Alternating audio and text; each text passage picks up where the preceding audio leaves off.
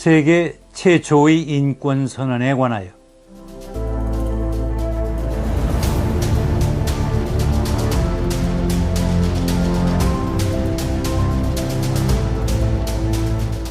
고대의 그리스 사람들은 페르시아 사람들을 야만족이라고 생각했고 또 그렇게 야만족이라고 불렀습니다. 야만족? 이런 생각은 사실 19세기까지만 하더라도 모든 유럽 사람들의 생각을 지배했습니다. 자신들이 아시아 또는 그 밖의 다른 지역 사람들보다 훨씬 우월하다는 생각에서 비롯된 것이었지요. 그러면 지금은 좀 달라졌을까요? 네, 많이 달라졌지요. 하지만 그런 생각이 아직도 남아있지 않을까요? 그런데 2500년 전 야만족 고대의 페르시아가 인류 최초로 인권 선언을 했다. 그런 얘기가 있다면 여러분이 그걸 믿으시겠습니까? 여기서 한 걸음 더 나아가 이 야만족이었던 페르시아가 하나님의 백성이라고 불려지는 유대 사람들을 해방시켜 주었다. 이런 얘기가 있다면 여러분은 그걸 곧이곧대로 믿으시겠습니까? 본격적인 페르시아 전쟁에 앞서 오늘은 이 이야기 먼저 하겠습니다. 그 이유는 바로 이겁니다. 우리가 왜 페르시아 전쟁을 공부하지요? 왜 우리가 까마득하게 먼 옛날인 2500년 전, 그것도 지구의 정반대편에서 일어난 페르시아 전쟁을 굳이 공부해야 할까요? 그것은 두말할 필요도 없이 우리가 역사의 교훈을 얻기 위해서이지요. 그런데 그럴 수 있으려면, 즉 교훈을 얻을 수 있으려면 우리는 전쟁의 한쪽 당사자인 그리스만이 아니라 그 반대편의 페르시아에 대해서도 보다 깊이 있고 폭넓게 알아야 합니다. 특히 이 페르시아 전쟁은 다음에 다루게 될 펠로폰네소스 전쟁을 둘러싼 지정학적 상황이 지금 우리 대한민국이 처한 상황과 흡사한 점이 매우 많습니다. 앞서 공부한 트로이 전쟁은 전쟁의 본질, 즉 승자에게도 패자에게도 그 누구에게도 아무런 도움이 되지 않았던 그런 무모한 전쟁의 본질적 문제에 관한 것을 다룬 내용이라면 지금 공부하는 페르시아 전쟁과 또 다음에 공부하게 될 펠로폰네소스 전쟁은 21세기의 우리 대한민국이 구체적이고 실천적 교훈을 얻을 수 있는 훌륭한 교사가 되어줄 것입니다. 한반도를 둘러싼 세계 질서가 지금 재편되고 있는 중이고 또 지정학적 리스크가 날로 커져가는 요즘 여러분이 우리들의 운명을 좌우할 이 전쟁이라는 계물에 관한 통찰력을 원하신다면 제 얘기를 놓치지 마시고 꼭 끝까지 들어주시기 바랍니다. 자, 그럼 시작합니다. 세계 최초의 인권 선언에 관하여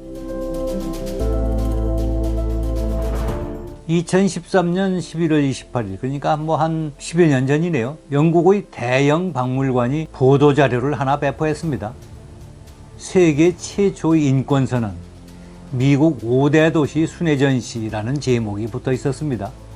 최초의 인권선언? 무슨 내용일까요?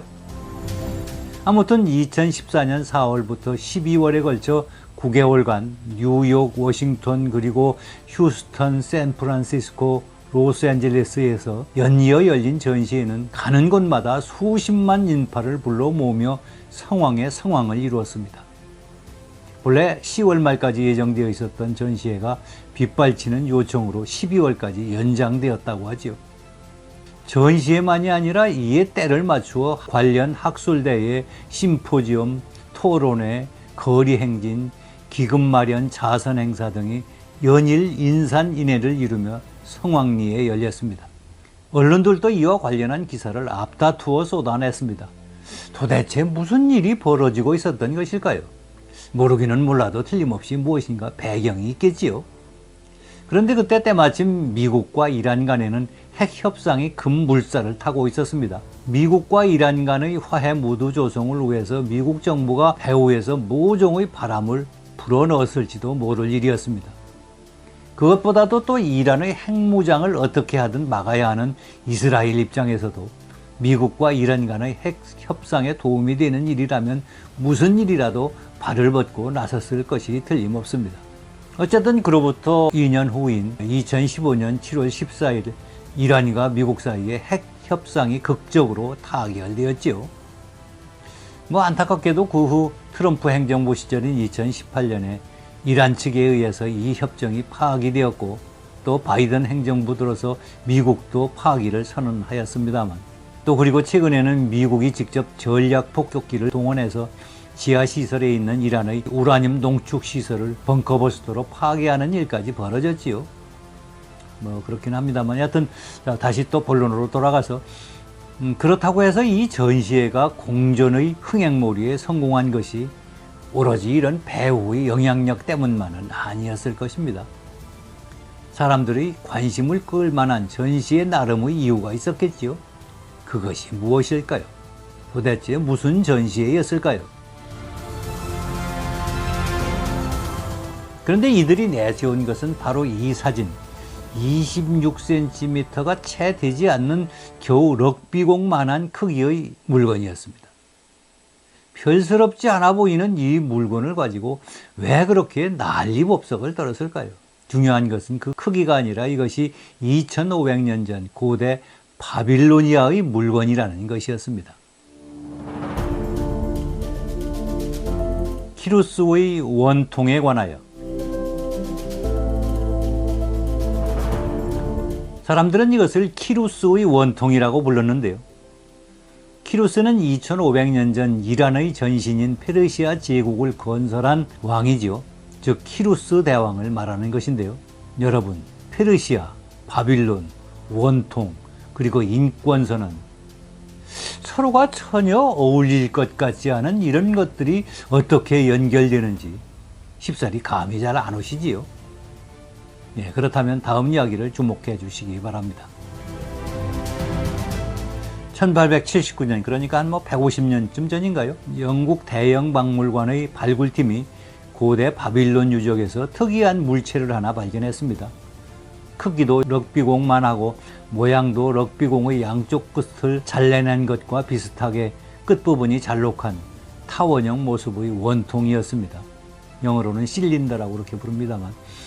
그리고 진흙으로 만들어진 이 26cm가 채 안 되는 이 원통에는 서령문자, 쐐기 문자라고 그러죠. 이런 문자가 빼곡히 새겨져 있었는데요. 이 물건이 사람들의 관심을 끈 것은 바로 그 내용 때문이었습니다. 페르시아의 키루스 대왕은 기원전 539년, 약 2500년 전이죠. 당대 최고의 도시 바빌론을 무혈점령했습니다. 그때 키루스 대왕은 그 시대에 보기 힘든 관용적 태도를 보여줍니다. 이 기록에 따르면 그는 점령지에서 약탈과 방화를 금지했고요. 그리고 점령지의 언어, 관습, 종교, 그리고 문화를 그대로 받아들이고 또 존중해 주었습니다. 그 시대의 정복자들은 흔히 점령지를 약탈하고 파괴하고 또 피정복민을 학살하고 노예로 삼는 것이 일반적 관행이었습니다. 그러나 키루스 대왕은 그렇게 하지 않았던 것이지요.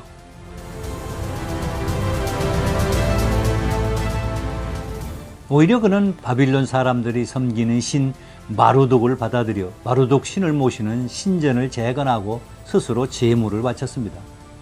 이것으로 그치지 않고 그는 중동 각 지역에서 붙잡혀 와서 강제 노역에 시달리고 있는 사람들을 모두 풀어주었습니다. 이것은 구약 성경 에즈라서 1장의 기록과도 일치합니다. 성경에는 이때 바빌론의 포로로 잡혀와 있던 유대 사람들도 풀려나 고향 예루살렘으로 돌아가 다시 성전을 세우고 하나님께 예배를 드렸다고 기록되어 있습니다. 그리고 하나님께서 키루스 대왕으로 하여금 이를 온 페르시아의 모든 사람들이 읽을 수 있도록 글로 적어서 전파하도록 하였고, 그것이 바로 이렇게 키루스의 원통으로 남아있는 것이겠지요. 그리고 이때 바빌론에서 예루살렘으로 돌아온 유대 사람들이 총 42,360명이었다고 성경은 기록하고 있습니다. 아무튼 키루스의 원통 미국 순회 전시회는 성황리에 소기의 성과를 거두고 막을 내렸습니다.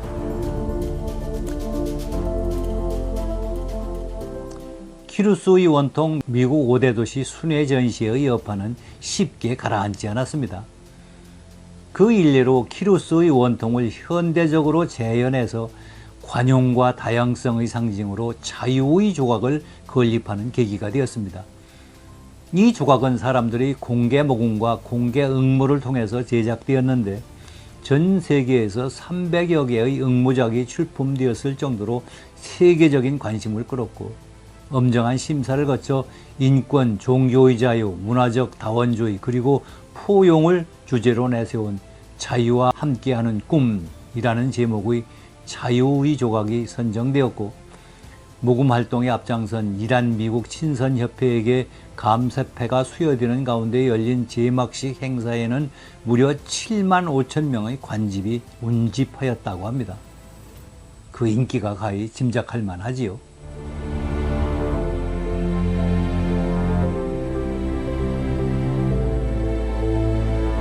인권선언에 관한 논쟁에 대해서 또 다른 하나의 여파는 키루스의 원통과 관련해서 이게 세계 최초의 인권선언이다 아니다 그 여부에 관한 논쟁이 재차 소환된 것입니다. 키루스의 원통에 인권선언이라는 말을 맨 처음 가져다 붙인 것은 대영 박물관이 아니었습니다. 그보다 50여 년 앞서 1967년 이란의 팔레비 왕조가 키루스의 원통에 인권선언이라는 말을 처음으로 가져다 붙였습니다. 페르시아 제국의 아케메니드 왕조의 후예를 자처하던 당시의 팔레비 왕은 한 홍보책자에서 우리의 역사는 키루스의 선언에서 시작되었다. 그것은 인도적 원칙, 정의 그리고 자유에 대한 선언이었다라고 말했습니다. 그는 이어서 대영박물관에서 키루스의 원통을 빌려와서 대대적인 전시회를 여는가 하면 또 이란에서 인권에 관한 유엔 학술대회를 최초로 개최하고 또 여동생인 아시라프 공주를 내세워서 그녀로 하여금 키루스의 원통 복제품을 만들어서 우탄트 유엔 사무총장에게 기증하도록 했습니다. 이것을 받고 나서 우탄트 유엔 사무총장은 무력 충돌이 빈발하는 속에서 인권 존중은 중차대한 문제라며 찬사를 보냈고 지금도 이 복제된 키루스의 원통은 유엔 본부 2층 복도에 전시되어 있다고 하네요. 저도 보지는 못했습니다만. 또 유엔은 아직도 이것을 고대의 인권선언이라고 지켜 세우고 있지요. 그러나 당시 이에 대한 학계의 반응은 싸늘했습니다. 2500년 전 그 당시는 인권선언은 고사하고 인권이라는 개념조차 없던 시대였습니다. 그러니만큼 인권선언이라는 말은 가당치 않다는 것이지요. 따라서 이러한 주장은 시대착오적이고 지나치게 의도적이라는 비판이 주류를 이루었습니다. 특히 팔레비 왕의 정치 선전독으로 전락했다는 혹평을 듣기도 했습니다.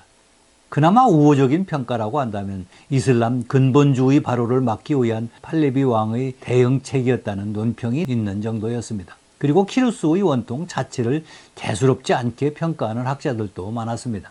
고대의 중동 지방에서 흔히 성벽이나 신전을 건축할 때 남기는 기록물의 하나에 불과하다는 것이었지요. 특별한 의미를 부여할 만한 것이 못 된다는 말입니다.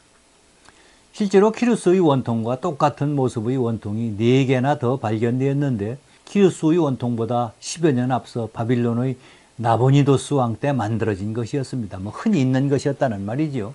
그리고 키루스의 원통에 적혀있는 문구 어디에도 인권 개념을 제시한 내용이 전혀 없다는 주장이 제기되기도 하였지요. 그런데 이번에는 키루스의 원통을 가리켜서 세계 최초의 인권선언이라는 말을 한 것이 바로 영국의 대영 박물관이었습니다. 물론 이것이 학술적 표현이라고 하기보다는 전시회의 흥행을 노린 홍보성 문구였지만 역사와 전통을 자랑하는 대영 박물관이 이렇게 언급했으니 그 파장은 결코 작지 않았습니다. 메시지보다 메신저가 더 중요하다. 무슨 말을 하느냐보다 그 말을 누가 했는지가 더 중요하다. 이런 뜻이겠습니다만 대영 박물관이 이 말을 했으니만큼 그것이 비중 있게 받아들여졌던 것이죠. 특히 센세이셔널리즘을 먹고 사는 그 언론들이 이것을 얼씨구나 대서특필했고 대중들은 이에 쉽사리 현혹되었습니다. 이로써 이 세계 인권선언이라는 것은 말이 안 된다는 학자들의 주장과 또 이것은 인권선언이라고 보아야 한다는 대중들의 인식 사이에 간극이 크게 벌어지게 되었지만 어쨌거나 흥행은 대박이 났던 것입니다. 그런데 우리가 여기서 주목해야 할 것은 이런 논쟁이 아니지요. 우리에게 중요한 것은 이 논쟁에 담겨 있는 페르시아 제국의 성격을 올바르게 이해하는 것입니다. 그래야만 페르시아 제국의 침공에 대응하는 그리스의 전략을 제대로 평가할 수 있기 때문입니다. 그리고 21세기 들어 우리 대한민국이 처한 냉혹한 외교 현실에서 꼭 참고해야 할 중차대한 교훈을 얻을 수 있을 것이기 때문이지요. 지금 21세기 우리 대한민국이 처한 지정학적 상황은 페르시아 전쟁이 일어나기 직전의 아테네와 매우 유사합니다. 아니, 유사하다고 하기보다 한미동맹이라는 변수를 제외하면 당시 아테네가 처한 상황보다 훨씬 더 위험할 수도 있습니다. 대한민국은 아테네, 북한은 스파르타, 그리고 중국을 페르시아로 대입해 놓고 보면 그러한 상황을 분명하게 이해할 수 있습니다. 그렇기 때문에 페르시아 전쟁을 둘러싼 지정학적 상황은 틀림없이 우리가 귀담아 새겨둘 만한 교훈적 가치가 있습니다.